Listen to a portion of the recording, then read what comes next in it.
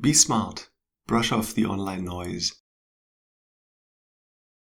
Science is about curious complexity in which you can get lost. So we look for steadiness, things that don't change. Like energy, for example. The total energy of a physical system doesn't change, no matter what. That's not a difficult thought. At least it doesn't sound threatening or something. Energy doesn't change. That's it. Is it difficult? Well, let's talk about weather. The quality of today's weather forecast is awesome. This has a lot to do with what's called numerical methods, approximations whose strength is directly connected to the capacity of our computers. It's also highly dependent on brilliant meteorologists who know their maths very well. In order to predict the weather, many different pieces of information need to be put together. Wind speeds and directions, temperatures and temperature gradients, humidity and many other things, and that's okay too.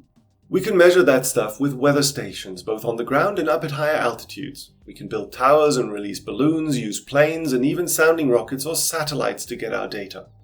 We are also forced to take into account stuff like, Sahara sand being transported all the way to the Caribbean, then along the Northern American east coast into an airstream running over Iceland towards Europe. These are winds on a truly global scale which vary in strength and direction not only with altitude but also with the seasons. If you had to guess, would you think that there is a lot of weird small-scale stuff going on at the edges of these global winds? Because air moves the way it does at every scale, in 3 dimensions at different temperatures and pressures and whatnot. I mean it. For years I worked at Andøya in the north of Norway, for example. There, the strongest winds normally come from the west or southwest in Arctic hurricanes. What's weird is that those winds tend to be strongest on the lee side of the northern mountain range on Andøya. They closed the road there for a while every winter, and still there is always a car or two that manages to get blown off the road. Think about that for a second. Then think about how there may be a layer of increased humidity up in the air somewhere. Such layers absorb a lot of infrared radiation from the Earth's surface. They tend to warm the air a little extra in them and around them. There may also be a pressure wave propagating through the area, losing its energy and warming the air just a tad more. There may be the thermics eagles use to soar up high, and a host of other small and big stuff. Shall we continue? Well, let's imagine we sit behind a rock in a valley on the lee side of a mountain in northern Andøya, checking the cell phone for a weather forecast. Do you believe me when I say that weather's complicated? It's tempting to complain about the weather forecast. I mean, this shouldn't be that complicated. One place, there is low pressure, the other place, there's high pressure. Nature likes to balance things, so air flows from one to the other, influencing temperature and everything else.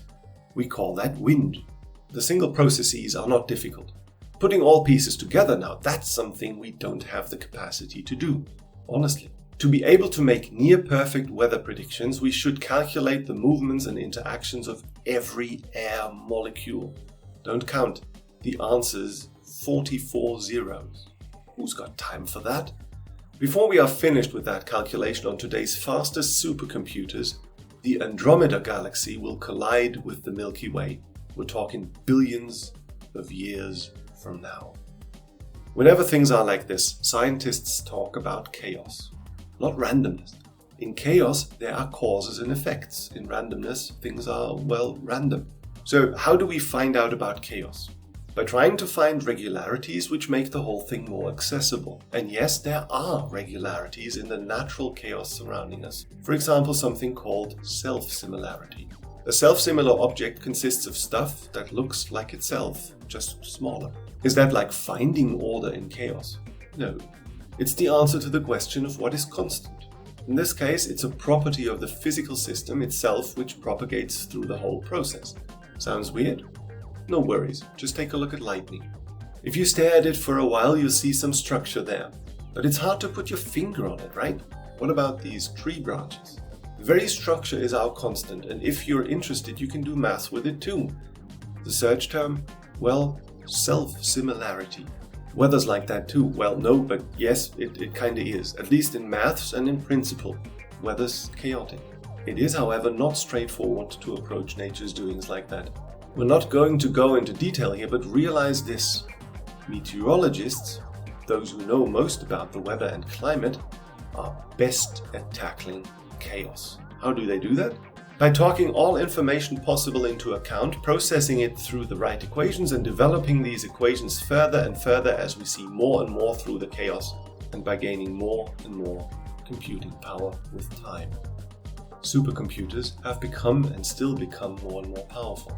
This allows for the equations to become more and more complete, and this means more exact. However, exact in the way we use the word in daily life, these equations aren't. It's quite possible that we will never have exact maths to describe the web. For, at the end of the day, chaos may very well just be nature's natural state.